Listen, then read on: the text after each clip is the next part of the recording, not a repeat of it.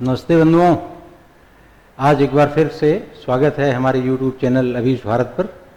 और आज हम फिर एक महान शूरवीर, त्यागी, हिंदू धर्मोद्धारक संभाजी राजे के लिए बात करने आए हैं। संभाजी महाराज दूसरे छत्रपति थे।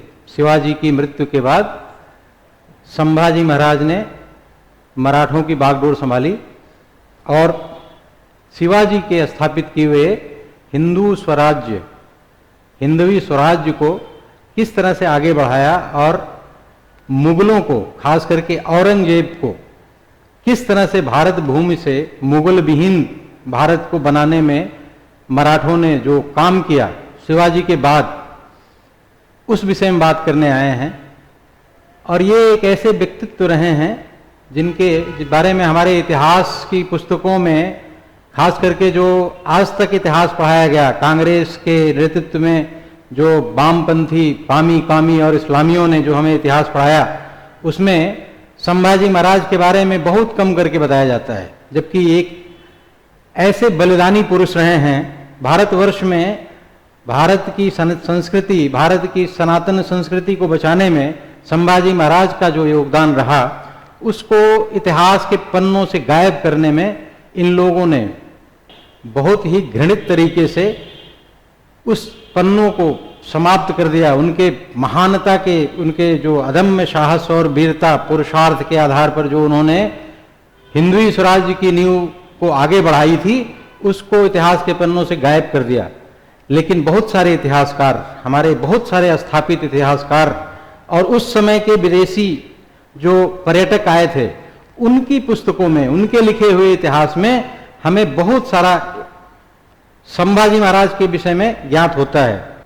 जदुनाथ सरकार, जिन्होंने a short history of Aurangzeb लिखी, उसमें बहुत विस्तार से औरंगजेब और संभाजी महाराज के विषय में बताया है। और उस समय मनुची जो 1653 में भारतवर्ष भ्रमण करने आया मुगलों के समय में, और वो 1708 तक रहा भारतवर्ष में, उसने एक पुस्तक लिखी, हिस्टोरिया द मुगल। उसका बाद में इंग्लिश में भी अनुवाद हुआ और उसमें भी उन्होंने संभाजी महाराज के विषय में बहुत विस्तार से हमें ज्ञान प्राप्त होता है। इसके अलावा एम जी रानाडे जैसे इतिहासकारों ने भी बहुत विस्तार से संभाजी महाराज के विषय में बताते हैं। जब संभाजी महाराज के विषय में जानना हमारे लिए और हमारे आने वाली पीढ़ियों के लिए बहुत ही उपयोगी है। ये ऐसे शूरवीर रहे हैं भारतवर्ष के, जिन्होंने भारत भूमि को, भारत की सनातन संस्कृति को और हिंदू सभ्यता संस्कृति को बचाने में अपने प्राणों की आहुति दे दी। लेकिन हमारे वामी कामी और इस्लामियों के इतिहास के आधार पर हम इनके विषय में बिल्कुल भी नहीं जान पाते हैं। संभाजी महाराज का जन्म 14 मई जो आने वाला है अभी, 14 मई 1657 को पुरंदर, पुणे के किले में, पुरंदर जो किला है पुणे में, वहाँ पे इनका जन्म हुआ था। शिवाजी महाराज के सबसे बड़े पुत्र थे और सई बाई, इनकी माता का नाम सई बाई था। सई बाई की मृत्यु मात्र जब संभाजी महाराज 2.5 साल के थे उस समय हो गया। और संभाजी महाराज का भी लालन पोषण जीजाबाई ने ही किया। जीजाबाई जो शिवाजी की माँ थी, संभाजी की दादी, इन्होंने शिवाजी की तरह ही संभाजी का भी पालन पोषण उसी तरह से हमारे प्राचीन भारतीय गौरव को बताते हुए, हमारे रामायण महाभारत के महान पात्रों के विषय में बताते हुए इनका पालन पोषण किया। और संभाजी महाराज मात्र 14 साल की उम्र में 14 से अधिक भाषाओं का ज्ञान प्राप्त हो गया इनको। इतनी कम आयु में, मात्र 14 साल की आयु में संभाजी महाराज को 14 विषयों का, 14 भाषाओं का ज्ञान था। चाहे उर्दू हो या मुगलों की भाषा हो या उस समय के विदेशी जो आ रहे थे, अंग्रेज, पुर्तगीज या फ्रेंच, यहाँ तक कि दक्षिण भारत की जो भाषाएं हैं उनके विषय में, दक्षिण भारत में 5-6 भाषाएं हैं, जिनका इनको बोलने का, इनको समझने का पूरा ज्ञान प्राप्त हुआ बाल्यकाल में ही। इसके अलावा इनको संस्कृत के महान ज्ञाता थे। इनको हिंदी, संस्कृत, मराठी इनकी मातृभाषा ही थी। इन्होंने संस्कृत में साहित्यों की रचना की, हिंदी में भी इन्होंने साहित्य की रचना की। संभाजी महाराज ने संस्कृत में साहित्य भूषण की रचना की। साहित्य भूषण जो सैन्य और राजनीति शास्त्र से संबंधित है। हिंदी में इन्होंने नखसिक नामक साहित्य की रचना की। इसके अलावा 7 शतक करके हिंदी का एक साहित्य लिखा। अद्भुत इनको राजनीति शास्त्र, अर्थशास्त्र, युद्ध कौशल और युद्ध नीति का अद्भुत ज्ञान प्राप्त था। संभाजी महाराज अपने समय से बहुत आगे थे। संभाजी महाराज जब मात्र 9 वर्ष के थे तो आपको पता है कि पुरंदर की एक संधि हुई थी, जो राजा जय सिंह के साथ महाराजा शिवाजी ने किया था। पुरंदर की संधि जो 1664 में राजा जय सिंह और शिवाजी के बीच में हुई थी। उस समय मात्र शिवाजी 8-9 साल के थे। और पुरंदर की संधि के बाद, जैसा कि आप सबको ज्ञात है कि शिवाजी को जय सिंह पर विश्वास करते हुए शिवाजी पुरंदर से और आगरा आए। पुरंदर से आगरा कम से कम 1200-1300 किलोमीटर दूर 8-9 साल के संभाजी घोड़े पे सवार होकर इतना लंबा सफर करके वो आगरा पहुंचे। बाल्यकाल में इस तरह की पौरुष, सामर्थ्य और वीरता का जो रूप संभाजी ने दिखाया वो निरंतर जारी रखा। आपको पता है कि आगरा में शिवाजी को कैद कर लिया गया, उसके साथ संभाजी को भी कैद कर लिया गया। फिर इन्होंने किस तरह से औरंगजेब को छकाते हुए आगरा से निकले। और बाद में मात्र जब 23 साल के थे संभाजी, उस समय शिवाजी 1680 में शिवाजी की मृत्यु हो गई। अप्रैल 1680 शिवाजी की मृत्यु हो गई। और उस समय शिवाजी की मृत्यु के समय संभाजी पन्हाला के दुर्ग में नजरबंद थे। पन्हाला के दुर्ग में उनको नजरबंद कर दिया गया था क्योंकि उनके दूसरी मां सोयराबाई के पुत्र राजाराम को गद्दी पर बैठाने का एक बड़ा षड्यंत्र किया गया। इस षड्यंत्र में अन्नाजी दत्तो का बहुत बड़ा रोल रहा। उन्होंने राजाराम को गद्दी पर बैठाने का षड्यंत्र किया। और इस तरह से जब मराठों के और भी सरदारों ने जब विरोध किया और संभाजी को ही छत्रपति बनाने का निर्णय लिया, तो इस तरह से अन्नाजी दत्तो को गिरफ्तार करके पन्हाला भेज दिया गया। लेकिन संभाजी एक बहुत ही कुशल और सुलझे हुए रणनीतिकार थे। उनको विरासत में अपने पिता से सहिष्णुता मिली थी। उन्होंने पन्नाजी दत्तो को माफ कर दिया। लेकिन जब फिर अन्नाजी दत्तो दोबारा षड्यंत्र करके उनके भोजन में जहर मिलाने का प्रयास किए, उनको मारने का प्रयास किए, तो पन्नाजी दत्तो को हाथी के पैर से कुचलवाकर उनकी हत्या कर दी गई। और अंततः संभाजी पन्हाला से मात्र 12,000 सैनिकों के साथ रायगढ़ के लिए प्रस्थान किया। रायगढ़ जो मराठों की राजधानी थी, रायगढ़ में अंततः 16 जनवरी 1681 को संभाजी राजे ने छत्रपति की उपाधि धारण की और हिंदू पदपातशाही और मराठों के साम्राज्य के दूसरे छत्रपति बने। आपको पता होगा इसी समय औरंगजेब अपने पुत्र शाहजादा अकबर के विद्रोह का दमन करने के लिए, जैसा कि वामपंथी इतिहासकार कहते हैं कि अपने पुत्र शाहजादा अकबर के विद्रोह को दमन करने के लिए औरंगजेब दक्षिण भारत आया। लेकिन यह सत्य नहीं है।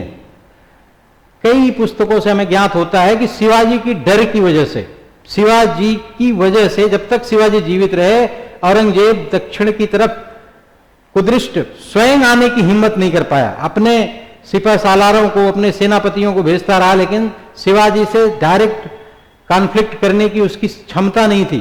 डायरेक्ट युद्ध करने में औरंगजेब कहीं भी सामर्थ्य नहीं था शिवाजी के सामने, इसलिए शिवाजी की मृत्यु का इंतजार करता रहा। और अंततः जब शिवाजी की मृत्यु हो गई तो उसने सोचा कि संभाजी मात्र 23 साल का बालक हमारे सामने क्या टिकेगा, और एक विशालकाय सेना के साथ जिसमें 3 लाख घुड़सवार और 4 से 5 लाख पैदल सैनिकों के साथ औरंगजेब पूरे दक्षिण भारत को दारुल हर्ब से दारुल इस्लाम बनाने के लिए, भारतवर्ष को, औरंगजेब का एक घोषित नीति थी। किसी भी मुगल बादशाह ने यह घोषणा नहीं की थी कि भारतवर्ष को दारुल इस्लाम बनाएंगे, लेकिन औरंगजेब की यह घोषित नीति थी कि भारतवर्ष को, जो कि दारुल हर्ब है, इसको दारुल इस्लाम बनाना है। और इस नीति को पूरा करने के लिए, इस अपने उद्देश्य को पूरा करने के लिए वो आगरा से दक्षिण भारत की तरफ विशालकाय सेना के साथ चला। रास्ते में जितने भी मंदिर देवालय पड़े सबको तोड़ता ध्वंस करता हुआ वो दक्षिण भारत पहुंचा और बहादुरगढ़ में अपना, दक्षिण के महाराष्ट्र में बहादुरगढ़ है, उसको अपना अड्डा बनाया। लेकिन मराठों ने तब तक अपना क्षेत्र इतना विस्तार कर लिया था और शिवाजी के स्वराज्य की कल्पना ने और मराठों के जो भारतवर्ष के मराठा गौरव, हिंदुत्व के सनातनी गौरव जो शिवाजी ने जागृत किया था मराठों में, उस वजह से मुगल कहीं टिक नहीं पा रहे थे। मुगलों की भले इतनी विशालकाय सेना थी, लेकिन उनको विंध्याचल और वहां की पहाड़ियों का बहुत बड़ा सपोर्ट मिल रहा था, जिससे मराठे गुरिल्ला युद्ध करके मुगलों को तरह तरह से प्रताड़ित कर रहे थे। और संभाजी जैसा नेतृत्व जब मराठों को मिला तो औरंगजेब बताते हैं कि 100, कुछ इतिहासकार कहते हैं कि 120 युद्ध संभाजी ने लड़े थे और कुछ 200 तक ले जाते हैं। इतने युद्धों में अपराजय रहे संभाजी। संभाजी ने मुगलों को बुरी तरह से वहां नचाया और औरंगजेब अपने अंत के 26 साल, अपने पूरे 49 साल का उसका शासनकाल रहा, उसमें से 26 साल दक्षिण भारत में ही भटकता रह गया, मुगलों को अधीन करने के चक्कर में भटकता रह गया। जबकि गोलकुंडा, बीजापुर, इन सबको अधीन कर लिया गया। उसने पहले आदिल शाही को, जो बीजापुर की आदिल शाही थी जो कमजोर हो चुकी थी उस समय तक, उसको 1686 में अपने अधीन कर लिया। जबकि इसी बीजापुर गोलकुंडा को उसने पर सैनिक 50 दिनार उस समय का दिया करता था मुगलों से लड़ने के लिए। जबकि मैंने पहले वीडियो में बताई है आपको कि किस तरह से औरंगजेब मराठों को समाप्त करने के लिए या काफिरों को समाप्त करने के लिए, उनको, उनकी भूभाग को अपने अधीन करने के लिए बीजापुर और गोलकुंडा जो आदिल शाही और कुतुब शाही थी, इनके सैनिकों को ये घुड़सवारों पर घुड़सवार 50 दिनार दिया करता था कि आप इनके क्षेत्र को, इनके भूभाग को कब्जा करो। क्योंकि काफिरों को शासन करने का अधिकार नहीं है, ये मान्यता थी औरंगजेब की। काफिर इस धरती पर नहीं रह सकता, रहेगा तो जजिया देना पड़ेगा, शासक तो हो ही नहीं सकता। यह औरंगजेब की घोषित नीति थी। औरंगजेब जब देखा कि जब आदिल शाही भी मराठों को चौथ और सरदेशमुख देना शुरू कर दी, कुतुब शाही जहां पे मदन्ना और खन्ना जैसे वीर हिंदू राजाओं का आधिपत्य हो गया, तो इसने बीजापुर और गोलकुंडा दोनों को अपने अधीन करने का निश्चय लिया। क्योंकि इन दोनों क्षेत्रों पर भी मुगल जो मराठे थे इनके अधीन ही आ गए थे, ये चौथ देना शुरू कर दिए थे। और गोलकुंडा की तो स्थिति ये थी कि वहां पे दो, जिनको औरंगजेब अपने पत्रों में काफिर कहता है कि मैं गोलकुंडा को तो माफी नहीं कर सकता, क्योंकि वहां पे कोई कुतुब शाही नहीं है, वहां पे मदन्ना और अखन्ना का साम्राज्य है जो कि काफिर हैं, और काफिरों का साम्राज्य मैं बर्दाश्त नहीं कर सकता। और इस तरह से आदिल शाही को जब 1686 में, उसके बाद 1687 में 6 महीने की घेराबंदी के बाद और घूस देकर और धोखा देकर किसी तरह से उसने कुतुब शाही गोलकुंडा को भी अपने अधीन कर लिया। लेकिन इसके बाद भी संभाजी को कभी पराजित नहीं कर पाया। दूसरी तरफ मराठे तरह तरह से मुगलों को प्रताड़ित कर रहे थे, परेशान कर रहे थे, जहां भी पाते थे मारते थे, काटते थे। मुगलों का दक्षिण भारत में रहना मुश्किल कर दिया था और संभाजी ने सैकड़ों युद्धों में मुगलों को बुरी तरह पराजित किया और बहुत सारे मुगल सैनिकों को काट डाला।